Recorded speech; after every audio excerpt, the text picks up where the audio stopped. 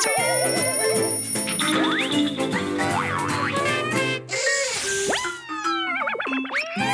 你帮我这样做。东西买回家马上塞冰箱，超放心。没有哦，错误保存会让食物坏掉，还会流失营养。冰箱使用有正确的方法，请你跟我这样做。鸡蛋细菌多，洗过变更脏。是传统的蛋的话，我们会建议就是不要沾湿哦。洗的话，除了容易坏掉之外，因为你那个细菌更容易进去。不能洗吗？那吃的都没问题吗？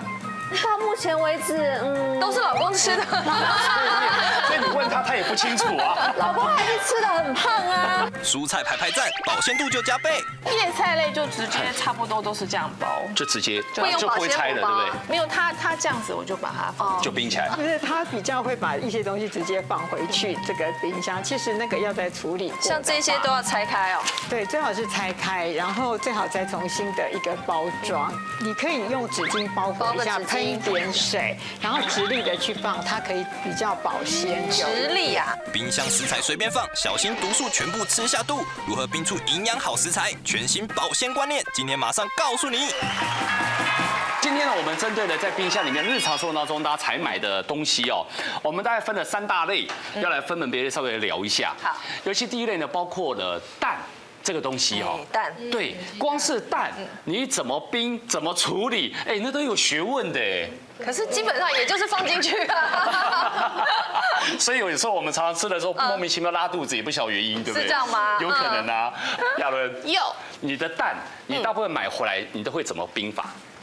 就一盒冰进去啊，一盒冰进去啊，这样吗？你要知道，妈妈们买的每样东西回来，它也都是这样子从我们的冷藏柜拿来买回来的嘛。对。那买回来理当就是这样子冰回去啊。哦，哎，但是哦，你看一下，冰箱哦，一般来讲，我们大家的那个冰鸡蛋都在门边嘛，对不对？ No， 我冰箱是放冰箱里。你是直接这样放在里面？没有，而且我是靠里放。我之前不知道是看什么报道啊，就是说你这样子冰箱一开一关，这边的那个温度会一直调，一直不哦，会跑掉就对了。不够。那其实鸡蛋的保存是新鲜度很重要，所以要摆在一个固定温度的地方。我是像买这种一盒蛋，因为我们家人少，所以我会买6颗装的，不要买太多。那这样买这一盒蛋回来，我会用那种干纸巾把它擦一擦，然后一颗一颗放在那个蛋架上。蛋架上面。对，要擦干净，但是不能洗。哦，不能洗啊，不能碰水。对，我觉得蛋是有毛细孔的，如果你给它洗了，感觉很容易坏掉。可是后人都洗，对不对？对，我有洗哎。哦，你怎么处理？我超市的蛋的话，我就会直接把它拆开来，把它装进去。但放在那蛋架上。对，如果是而且我放蛋的时候很奇怪，蛋你会发现它有一头比较尖，一头比较胖。对，胖的我会朝下。胖的朝下。对，我是因为这样比较稳嘛。对，对不对？下盘比较稳。对。然后呢，就是那个如果是市场的话，市场不是都会有那种一篮的吗？对。真的会有一些脏。会。那我会洗哎。我会洗完再用纸巾擦干净再放进去，不能洗吗？那吃的都没问题吗？到目前为止，都是老公吃的。所以你问他，他也不清楚啊。老公还是吃的很胖啊，没有。对，你会几天内吃完？譬如说已经洗过，你会特别快点吃掉吗？其实我也是跟那个欣怡一样，我买的比较少。哦，好，这都是大家的理想状态，对不对？但是呢，我们就以刚刚大家在比如说要放进去之前的处理，或是说到冰箱里面的摆放法，我们来稍微的看一下哈，到底有没有问题？来，我们请3位要举有问题的那一位，有问题的那位，好不好？认为谁有问题，然后再来说明之，这样好不好？可以复选，都有问题，3个都有问题，举3个，哎，对，也可以，好不好？来，请举牌。哇，浩然全部中单。我有问题吗？然后亚伦1票，对，是欣怡完全没有问题。哇，最正确。好，我们先针对有问题的好不好？来，浩然的部分，来那个营养师。其实浩然姐她可能太过爱干净的，他买回来就先水洗这件事情。因为蛋有分2种，一种是菜市场买的，对。那从菜市场买的时候，因为现在有一些其实中南部还是会有一些铺那种干草的那种，让他去挑。那我们从那个挑其实就要注意了，因为通常你不只是上菜市场，不只是买蛋嘛，你还会买肉、买鱼啊。所以我通常会建议，就是旁边如果有塑胶袋的话，就拿塑胶袋这样去挑，这样可能会避免2次的感染。因为如果你再摸它，然后上面一些粪便啊或污染的话，你再去摸下一摊的鱼，对，那你可能你会买到鱼，反而不是鱼不新鲜，是你自己把它交叉带过去了。对，所以其实也不是不能买，只是说你在挑的时候用塑胶袋把它稍微这样抓到你的那个你原本要买的塑胶袋里面。那买回来的时候，如果是传统的蛋的话，我们会建议就是用那个纸巾把它擦干就好了，不要洗。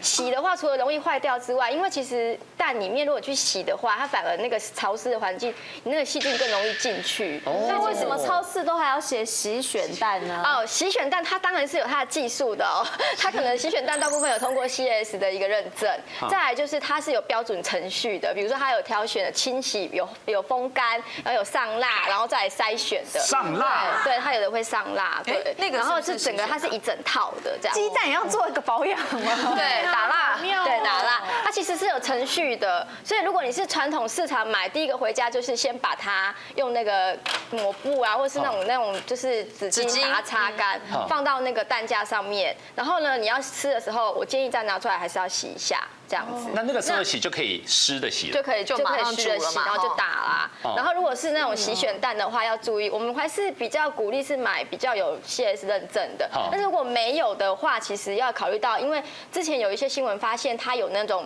就是小厂商，他是说号称是水洗的，可是它是那个洗半套。就是洗半套，就是分半套全套，就是因为有时候他们那个设备太贵了，所以他可能就只能买半套，所以他们发现就是有一些蛋就是把坏蛋跟好蛋就是全部一起加在里面洗这样子，但后来被检验出来，其实它里面的那个细菌其实都还蛮高的，所以我们后来觉得说，妈妈如果不太容易分辨的话，其实 CAS 的一个保证是可能前面已经帮你做筛选了。那蛋本来就是放在7度C 以下，它其实是最安全的。7度C，一般我们的冷藏是几度？其实我们旁边的冷藏就7度C。7度C 标准的，对，没错。所以它的蛋架设计，不要怪厂商，其实它是有温度上还是有控管的。像如果你常常去打开门，那当然就不保证。那亚伦把它冰到最里面 OK 吗？这个就是谭老师，这是你说它有问题的地方吗？对，其实它不需要再把它冰到那个出风口的地方了。它其实门边的温度是最适合它的。真的吗？那可能亚伦是认为放在出风口比较冷，它不会孵化。其实是这样子的，因为最早你可以发现欧美的冰箱有些不会有蛋架。是啊，你会买到有蛋架的冰箱，大概是台湾或者日本系统的，因为开始把蛋架做在那个门边，其实是日本开始，所以台湾的厂商也开始跟着做这个蛋架，所以有些人买外国进口冰箱不一定有蛋架。对，然后第二部分就是说没有错，它可能7度是够的，可是你知道我们冰箱一开一关之间啊，其实很迅速那个温度就提升。对，所以有些人会建议往里面摆，而不是放门边，是说他们认为在这里刚好它的温度啊，就是我们常常在讲食物冷藏库的温度跟食物的核心温度跟它的恒温不一样，就是说如果我真的在进场里面测的时候，它那个地方确实有那个温度，对不对？可是在你家绝对达不到那个温度，因为你要开，然后你的食物放进去的时候是有温度的。对，所以其实它有时候没有办法达到，所以有些人会认为说可以把它再放进去一点点。可如果真的放到出风口，那就很可怕，因为有些人家里你会发现，因为他们家冰箱的效能不是很好，然后那个又塞很多出风口会结冰哦，因为它那个冷度会不均匀呐，所以你可能不用一直认真把它塞到。会影响整个冷藏室的功能，对了。所以放里面是可以的，可以，但是不用特别把它堵在那个出风口的地方。那请问谭老师像一般我们在家里面那个蛋架蛋放好以后，我们常常会利用空间，因为东西真的买太多了，然后芥末酱啦、番茄酱啦，然后蹭缝隙啦，我们就卡一些东西啦。拿的那些小包的哈，这个绝对不可以，不可以吗？因为它有一个炖的地方，它是有气孔的，我们炖的地方要朝上，让它呼吸嘛，那为什么卖的时候都这样摆啊？对，就是那个要反过来，烫的在上面，煎的在下面。它是对的，对，因为它在下面啊。蛋商的盒子本身放的这样顺序是对的，对，是对的。那我们回家把它反过来，我们反而给搞又洗错，你 double 错，所以你就3个都被举牌了。应该要这样子。对，就是尖端要朝下，让那个气孔在上面。第一个，它跟蛋白接触的面越小越好；第二个，它会呼吸。那呼吸的时候，你周边不要去放什么姜啊、蒜啊、芥末、花茄酱这种有味道的东西，因为它都会吸进去，而且会加速它破坏。有大蒜味的蛋，有姜味的蛋，不是很棒吗？刚好在爆香，刚好杀菌，更加容易的坏掉。我会容易坏掉。通常他们想要让它有味道，是在饲料里面加，不会让它不会是这样子后置，对不对？可是刚才其实伊利讲到一个很重要的地方，为什么？就是第一个，为什么跟大家说去挑蛋的时候最好就是弄个塑胶袋当手套？我不知道大家有没有印象，台湾曾经有一起案例，应该是世界首例。之前呢，有一个在早餐店工作的女生，她后来就开始有点以为是感冒，后来就肺炎就送医院。那虽然他没有很严重，可是后来因为那段时间刚好有些什么禽流感，就帮他做了检验，赫然发现他感染了禽流感的 H6N1 型。然后 H6N1 型，然后他想怎么会？他没有出国，他也没有跟禽鸟接触史，他怎么会感染了 H6N1？因为这不是人的流感，那是禽类的流感。怎么想不通，后来去做他的职业调查，发现了他是在早餐店工作，所以他们一天都要弄很多弄那个鸡蛋，有没有？然后通常早餐店不会买洗选蛋，因为太贵了，所以东西一笼有没有？那可能在这样的期间，他也没有特别戴手套去拿蛋或干嘛，然后碰一碰，他就因为这样感染。对，所以他不要觉得说他一定叫你们用塑胶煎萝卜糕什么，搞不好也传染给其他客人，对不对？有可能。那个煎蛋煎萝卜糕还好，是因为那个是熟了，所以到你的手上不会有。可他自己，因为他是摸的时候，他会摸到自己，所以他是生的，而且可能有接触耳鼻这种可能性，所以他最后受害的是他自己。好，那谭老师还没有什么食物也要冰？其实基本上所有的五谷杂粮豆类啦，其实我除了一些根茎类的之外，我买的东西回来大概一定会进冰箱，但是我们家是一定少量购买。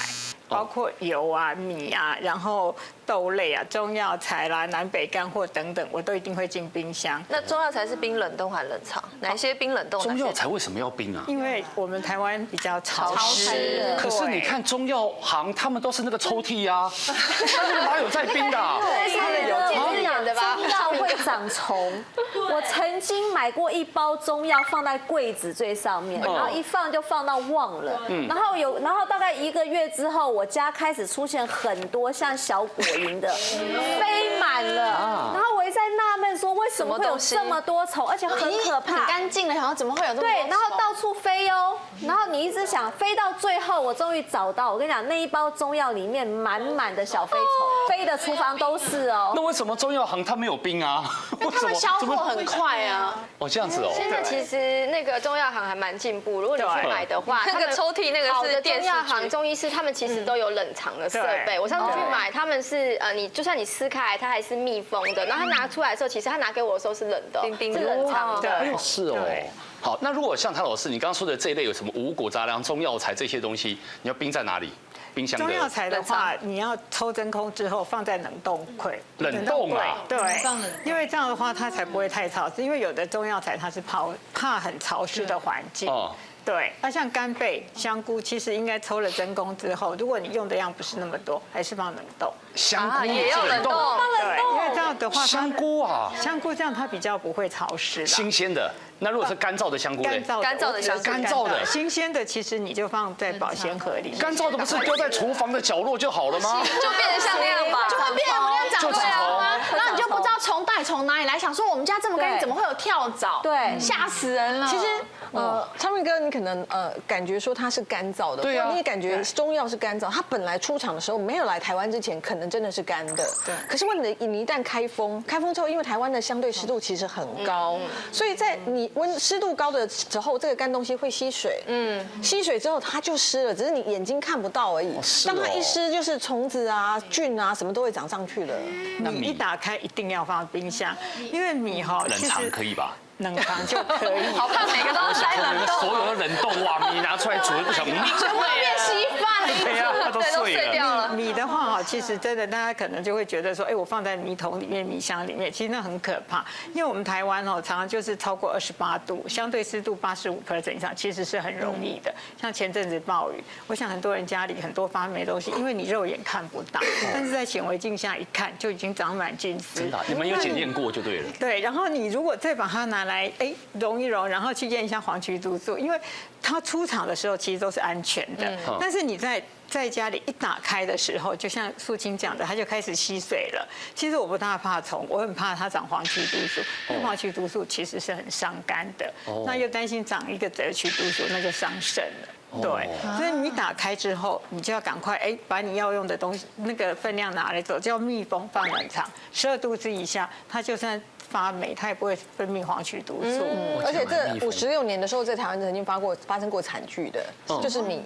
因为他们当时打开东西看米安嘛，放米油，你当然只会担心有米虫，可是因为看不到就是菌丝。那有3户人家，他们可能就是那种农村，然后大户然后一家都很大家子，然后附近，他的3户人家总共56个人哦。然后那个时候反正米可能已经有点发霉，可是他觉得还好，就吃那个发霉米继续吃，连续吃2周。后来开始陆续有人出现什么不舒服啊，然后有些腹泻啊、发烧干嘛，后来死了3个小朋友。哎呦！然后一去验就发现他们那个米里面就有黄曲毒素的 B1 型。就是其实已经慢慢它在发霉，你觉得没有事，可是你觉得拿来煮熟了可以，可是问题黄曲毒素你一般烹调温度是没有办法破坏它的，所以他们等于一连串2周都在吃这个黄曲毒素。小孩子因为耐受性比较低，所以后来就死掉了。哇，这么严重！然后再来的话，第2类呢，我们是以蔬菜水果类啦哈。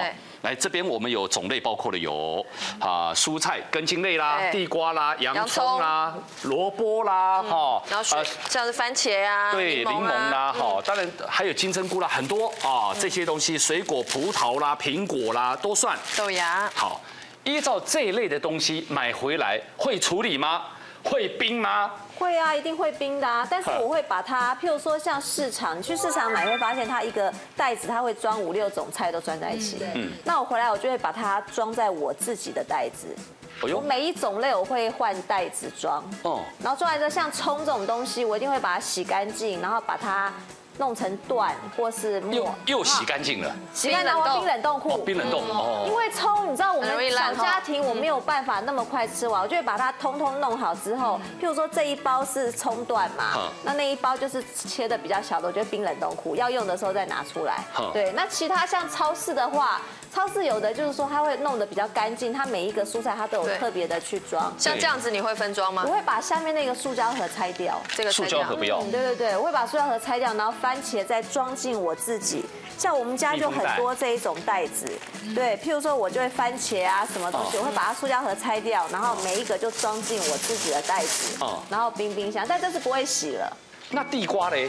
地瓜这种，你知道，因为我非常爱干净，所以你知道这种地瓜很讨厌，它会有那个屑屑，对，你如果直接把它放进去，它就会掉的冰箱都是。然后第一个就要把它网子剪掉，然后不能洗。哦，对，是。然后这时候我会拿刷子，你看有没有看到？有。哎呦。对，因为这些东西如果你直接跟蔬菜放在一起的话，其实它会弄脏，然后就这样刷干净。你看刷下来多少灰，哇，这地瓜真的很营养不良哎。制作单位买的吗？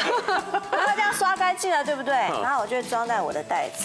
OK。比如说假装能排几个装几个。假装这边都已经是刷好的，都刷好的哈。对，我就这样一条一条的放，或是绑起来都可以，对。然后就这样平的，对不对？就变这样了，大家看一下哈。对。有没有？它是完全是直列式的，对，好，然后跟小朋友放铅笔一样，然后它的蔬菜根茎类应该可以放下面一点，是不是？然后它都放抽屉，你这个反正跟蔬菜、蔬果类都放在同一层嘛，对，然后我就这样放了，然后放在底层，放在最底层，最底层，因为它比较不怕压，好，那个心怡嘞？因为我不想要太浪费袋子，所以我会买大的、小的，然后一边放一个。然后包起来的时候是分开，是让它这样久在2个这样放。目的是这样，就是想不要两个互相干扰之类的。会干扰到什么？它不都番茄吗？而且因为我不想他在里面走就是好朋友的呢。我不知道耶。我就不喜欢两个人就碰在一起，因为像刚刚地瓜我也要讲，那这里我也是在水龙头下把它洗刷，然后对，我用干净的菜瓜布，就不是跟洗碗一起的那种，把它全部皮都刷干净了，把土也刷干净了，然后我都用纸巾按干，然后呢，一样放在这个塑胶袋里面。但是我塑胶袋也是一样，跟它一样，就是一个是一个套房就对了。不是，因为我之前有曾经就全部放在一起，结果我只要拿一个地瓜出来的时候，就整个粘在一起，我逼得我只好蒸2条地瓜。不是，你是冷冻吗？我是冷冻，我是冷冻。你地瓜是冷冻，地瓜是冷冻，对。地瓜为什么要冷冻啊？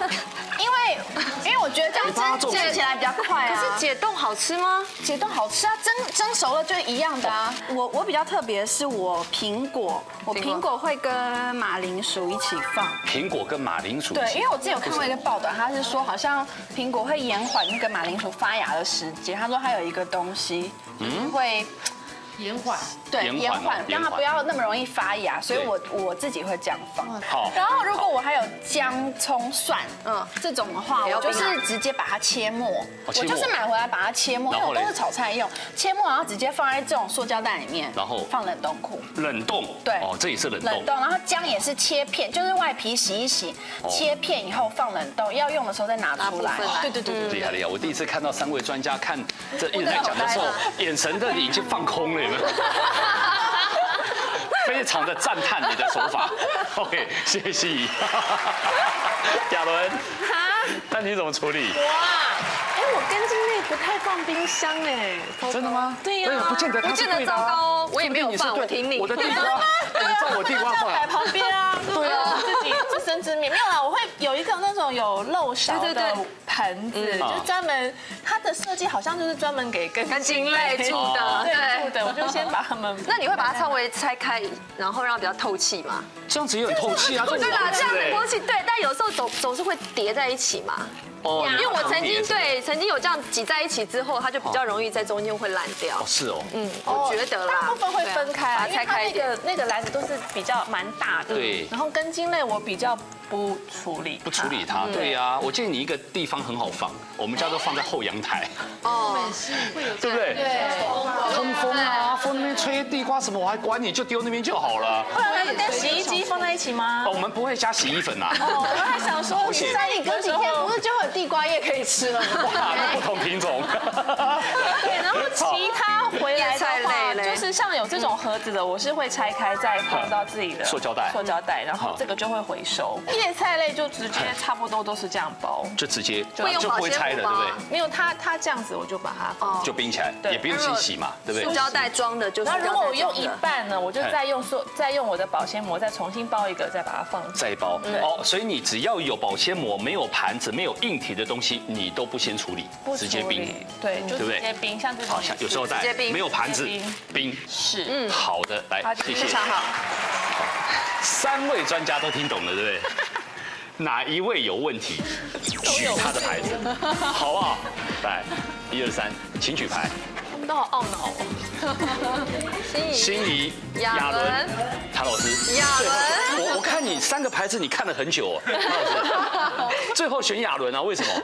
没有啦，其实那个有些东西它那个处理方式的话，其实像刚刚心怡说它的地瓜它是洗干净之后去冷冻，其实我知道那个是一个节能的方法啊，对，节能，对，那个你把地瓜都先洗好之后，然后去冷冻，你下次再去做的时候会很快速的，哦，真的，这是真的哦，会减低时间哦，但是会好吃吗？ 其实是一样，一样的，对，其实是一样的，对，好，对，所以他那个处理方法是对的。那其实那个浩然说他把葱切了去冷冻，这也是对的，也是对的，对，它不会。 它的那个接触空气面变多了，就容易干呐。其实因为青葱你要保存其实是蛮困难的。那有的人就是因为像小家庭，就是把它切碎冷冻，那这个辛香料比较不受影响，这其实是没有关系的。所以他那个方法是很好。但是他如果说是在放冷藏的地瓜，其实不要去刷掉那个土，要吃的时候再刷洗比较。放冷藏的不要刷，不要处理。对，不要处理，你就先把它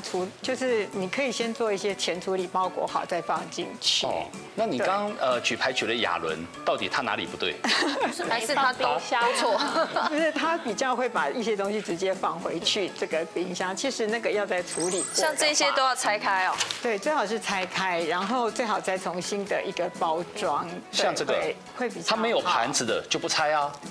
其实你还是要把它拆开，然后就是纸巾包裹一下，可以放得更久了。嘿，你当然如果这样马上吃的话没关系，没有关系，你马上回来吃都没有关系。但是如果不是的话，你还是要把它重新处理之后放，可以放比较久，而且保持它的鲜度。是说把它原本的保鲜膜拆掉，然后把它吸下水。你可以用纸巾包裹一下，喷一点水，然后直立的去放，它可以比较保鲜。直立啊？对。现在放在上面有光的，还是下面没有光？放下面蔬果盒，蔬果盒的温度比较适合它。那可以跟地瓜放一起，纸巾包着一起冰。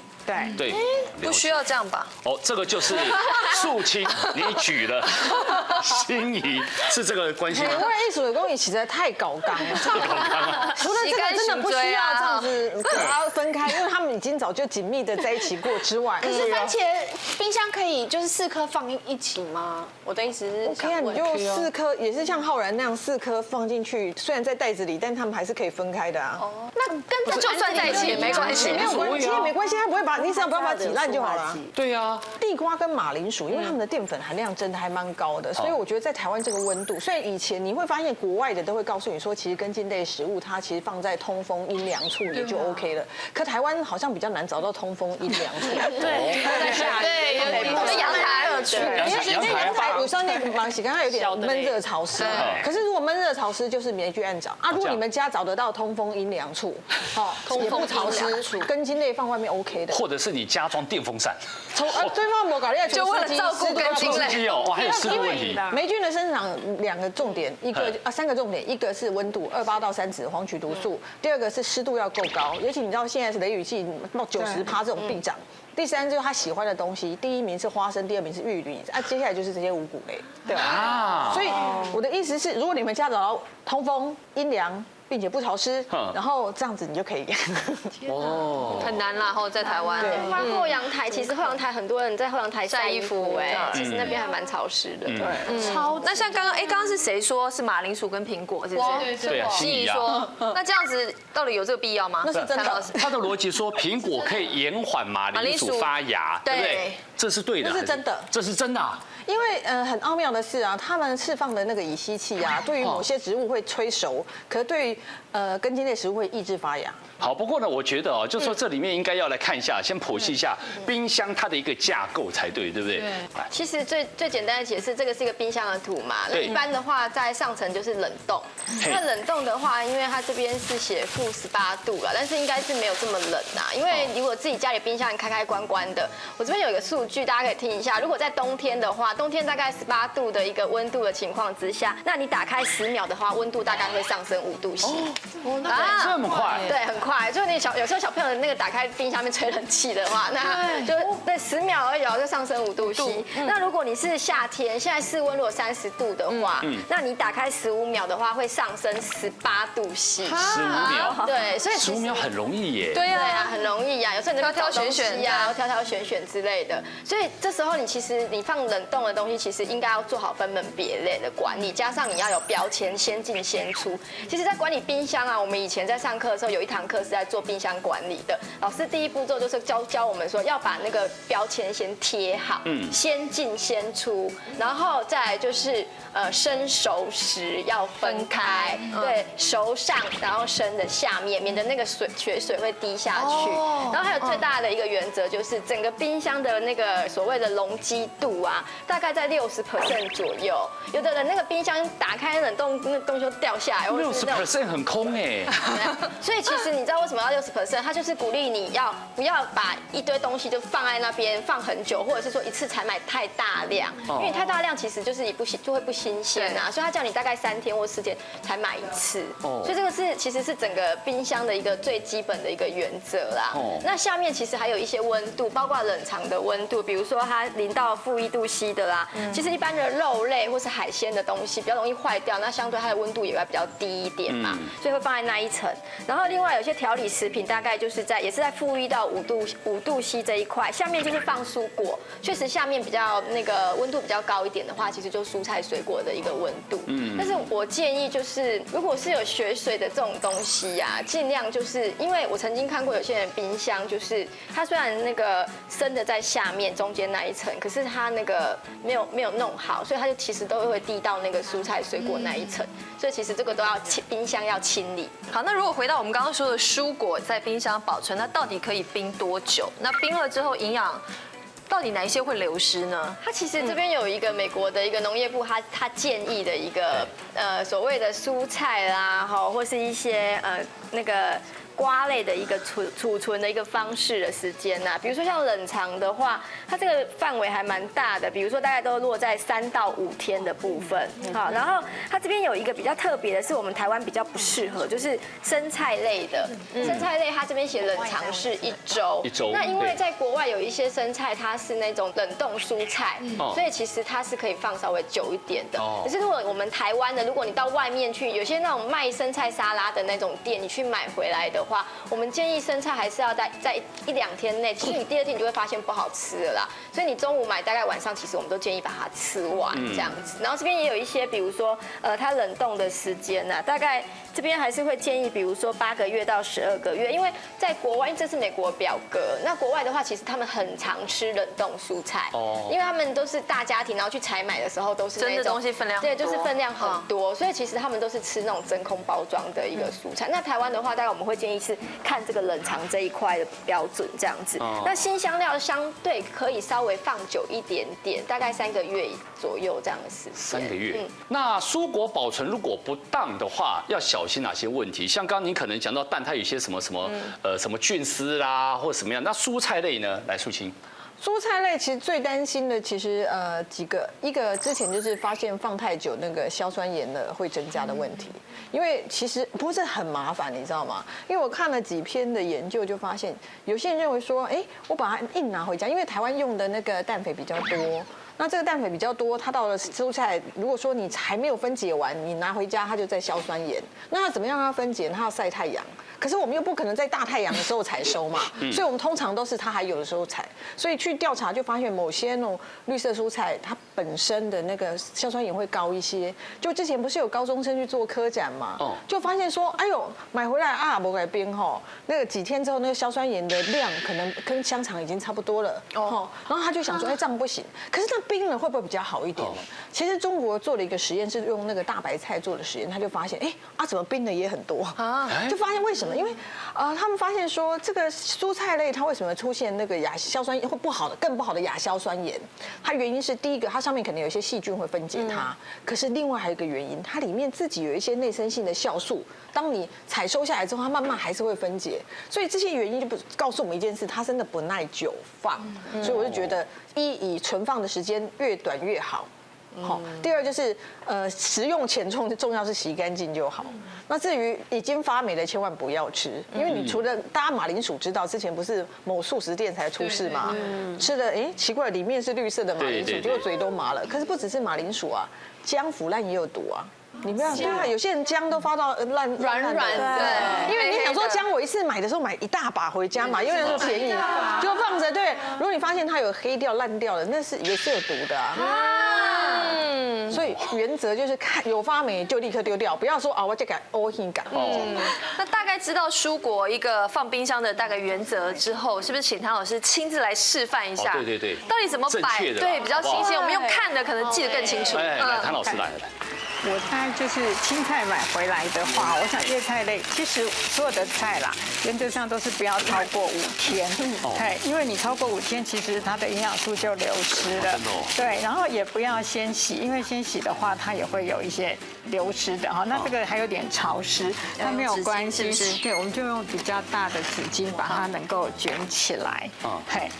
那就你要让它有点水分，然后也不要太多。然后这青菜的话就这样卷起来哈。那因为它原本就是在袋子里面，所以它有水分，我们就不要喷水。可不可以用报纸来包啊？报纸因为有油墨，不大建议。老一辈都教我们报纸包，不大建议这样。然后就用比较大的这个塑胶袋就把它套起来。那我比较不建议用保鲜膜，因为保鲜膜基本上不是一个环保的东西。所以那我问一下，袋子跟纸巾可以再利用吗？因为不然觉得也真的蛮浪费的。可以。那如果说像有的纸巾也可以再利用啊？可以啊，这个纸巾又没有坏掉。就是再包下一份的蔬菜。对，如果你是3到5不会交叉感染吗？这个东西都是要再煮的，对。然后就把它太小，对，没关系，可以像把它绑起来一点。好，然后这个放到冰箱的蔬果室，就是要把它放直的，就放直的，然后让它顺着它生长的方向。对。那个葱的话，它因为有一些那个地头在哈，那你可以卷起来。对，然后这个地方就可以先装一点水，就是然后让它接触，然后再用一个纸巾把它圈起来。然后就可以也是放直立的方式，这样葱就可以放久一点。你这所以纸巾沾水包住底下的根部的地方，是让它有水分，对，让它可以继续保持新鲜度。对。那橡皮筋绑在上面 OK 也没有问题，没有问题。那但是我就不会把这个跟小黄瓜放在一起。小黄瓜在这儿。对，因为小黄瓜放在一起的话，就很容易小黄瓜会烂得比较快。为什么？它就是它会催熟，它会让它变。番茄会催熟小黄瓜。对。它会放在一起，它就会烂得比较快。好，谭老师，那我们实际上包起来装给大家看一次好不好？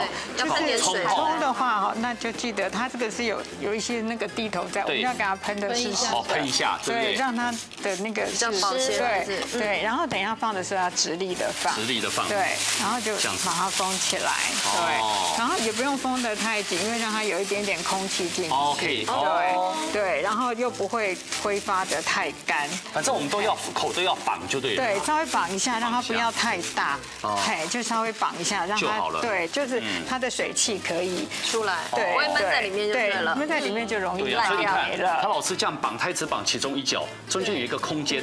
这个萝卜的话，就要把地头切掉，好，这样的话就不会有那个切到白的耶。然后我们一样就是用纸巾把它包起来。那像红萝卜也需要吗？红萝卜的话，其实很多是可以放在室温下的。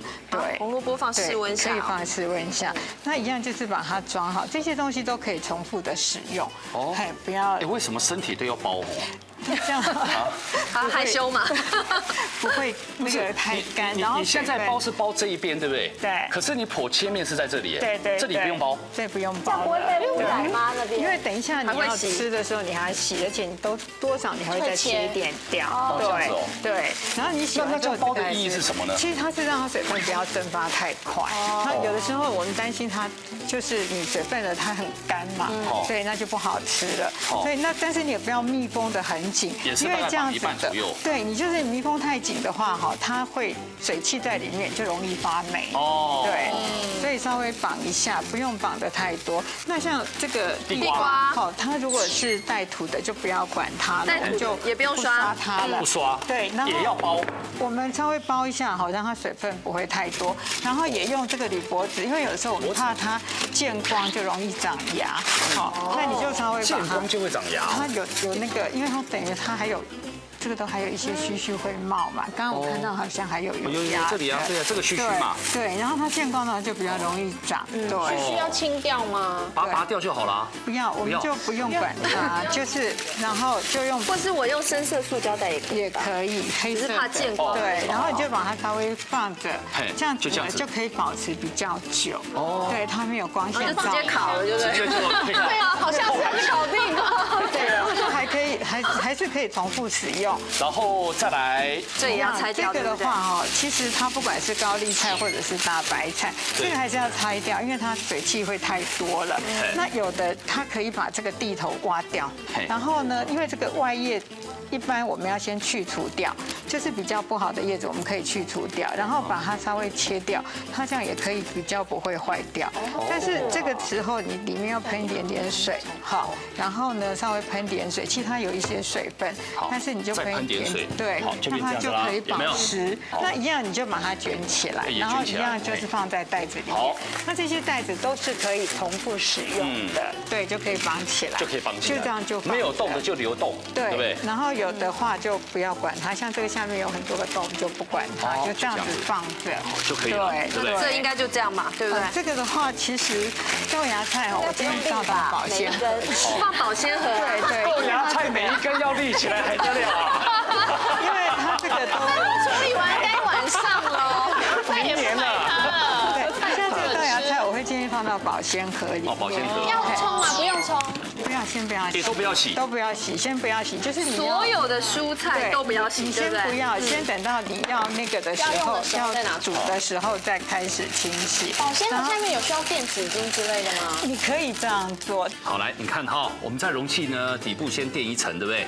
好，然后再把它放上去，对，然后上面再盖一层，让它水分能够吸收。你看，现在空箱就已经吸到快满了，对，那这怎么办？换一张干净的，换一个，因为这个太潮湿了，这样子。对，然后呢，就用密封盖把它盖起来。那这个密封盖上它有一个特别的地方了，就是他们这个准备的还蛮好的，它就有日期，那你就可以找到，就说你是哪一号买的，然后尽早就把它用掉。如果没有，它就自己贴标签也 OK， 对，记得一下。对，就是贴标签，像那个蛋上面最好都能够写上你买的日期，或者因为我们拆掉去冰嘛，最好是保存日期，或者是说，你大概预计哪一天把它吃完，最好标签。那标签就是随个人的意。那还有水果吗？还是水果的话，这个我建议都是把它拆掉，全部要拆掉。对，这个也要纸巾包吗？这个水果其实还是要，因为它多多少少都会有一些水分，它有一些那个梗很容易就发霉，对，所以你还是包起来，好让它不要太潮湿。对，小黄瓜也是要拆掉直立。对。要切什么地啊？要吗？不用这样子地，对，一样这样。这样子直立，对，一样直立。不同的方向，来，方向跟我们的想的不一样。其实可能会想说下瘦，所以真的跟会觉得它蛋很像，对不对？对，对。但是你看它这个地头，其实这个我的习惯是还是把它直立起来，地头都向上就对了。对。那这样的话，其实小黄瓜一般的话就是消耗的比较快。要不要包？要，就是要包。对，就是让它不要太潮湿，这样坏的比较慢。装纸巾的会不会到时候要找一个小黄瓜，每一个都包住都找不到？因为你看前后是留空的，而且你这上面地头向上哦，其实不封口，所以你放到这个冰，这个就不用封口。对，就是封一点点嘛，一样的意思，一样都是可以看得到的。好，来，现在我们把这些都拿来冰好。冰箱里的蔬果不是放进去就不会坏，正确的保存方法其实是有诀窍的。首先将所有的蔬果都不要清洗，再准备厨房纸巾把它们都包起来，吸掉多余的水分，避免发霉。